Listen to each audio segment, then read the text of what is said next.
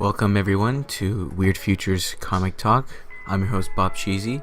This is week number 8, reviewing and going over Batman All-Star issue number 4. The story is done by Scott Snyder and the artist is John Romita Jr. So for a brief summary of what's happening in All-Star Batman, Batman has to escort Harvey Two-Face across America to try to fix his face in order for Harvey Two-Face to reclaim his sane, rational persona of Harvey Dent and not the Two-Face version in what the Cube describes as a steel ball run from JoJo's Bizarre Adventure implemented in the story of All-Star Batman. Issue number 4 starts off with a throwback to a farmland from some time ago, and it shows it in the modern day where nothing has changed at all.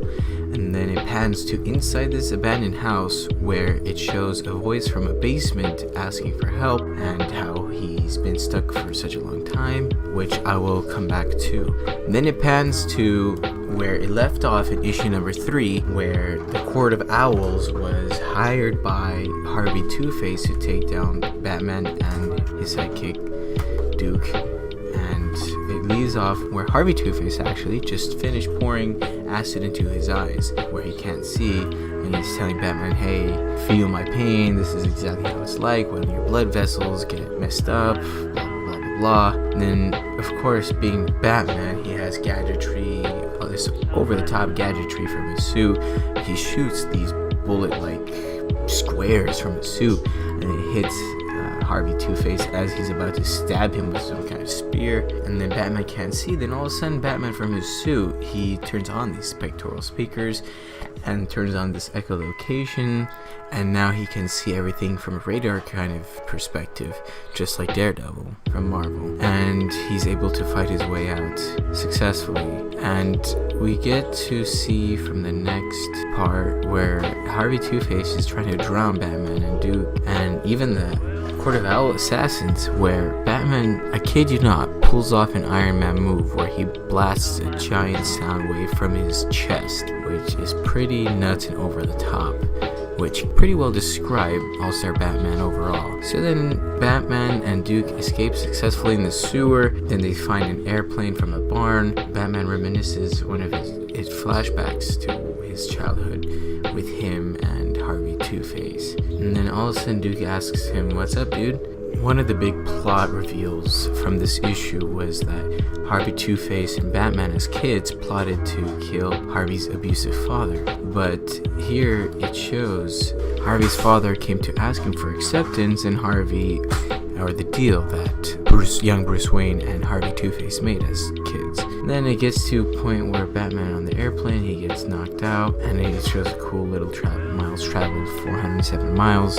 Because as I said earlier, they're trying to trek across the United States. And they end up in this island that apparently is owned by Beast, one of the reoccurring villains in this All-Star Batman series, which I personally think is awesome. And we see other villains such as Cobblepot, the Penguin, and 2 others that I can't seem to identify, but not that important.